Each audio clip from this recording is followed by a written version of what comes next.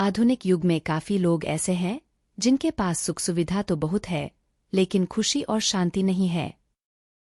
किसी भी व्यक्ति को शांति क्यों नहीं मिलती, इस संबंध में एक लोक कथा प्रचलित है।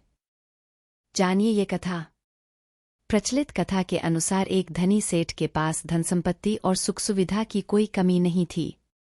परिवार में भी कोई परेशानी नहीं थी, लेकिन उसे जीवन में आनंद नहीं मिल रहा था। उसका मन अशांत ही रहता था। मानसिक तनाव बढ़ रहा था।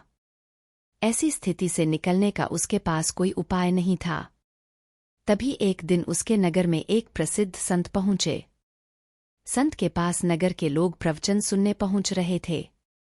सेठ को भी संत के बारे में मालूम हुआ तो वह भी उनके आश्रम पहुंच गया। धनी सेठ ने संत को अपनी परेशानियां बताईं। संत ने सेठ की सारी बातें ध्यान से सुनी। सेठ की बातें खत्म होने के बाद संत ने कहा कि मेरे पास एक उपाय है।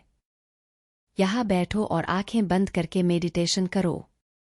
सेठ ने आंखें बंद की और ध्यान लगाने की कोशिश करने लगा।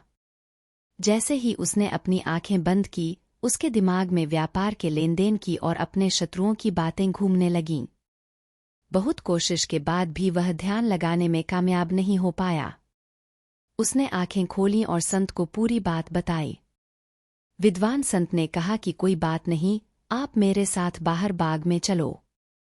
सेठ और संत दोनों बाग में पहुंच गए। तभी सेठ ने एक गुलाब तोड़ने के लिए हाथ आगे बढ़ाया तो उसे कांटा चुभ गया। संत उसे लेकर तुरंत आश्रम में पहुंचे और हाथ में लेप लगा दिया। संत सेठ से बोले कि एक छोटे से कांटे से हमें इतना दर्द होता है। तुम्हारे मन में क्रोध, लालच, शत्रुता, घमंड जैसे बड़े बड़े कांटे चुभे हुए हैं। इनके रहते तुम्हें शांति कैसे मिल सकती है? तुम्हें सबसे पहले इन सारी बुरी बातों को छोड़ना चाहिए। सेठ को संत की बातें समझ आ गईं। उसने अपना व्यापार घर वालों के हवाले कर दिया और वह संत का शिष्य बन गया। इसके बाद से उसका मन शांत हो गया।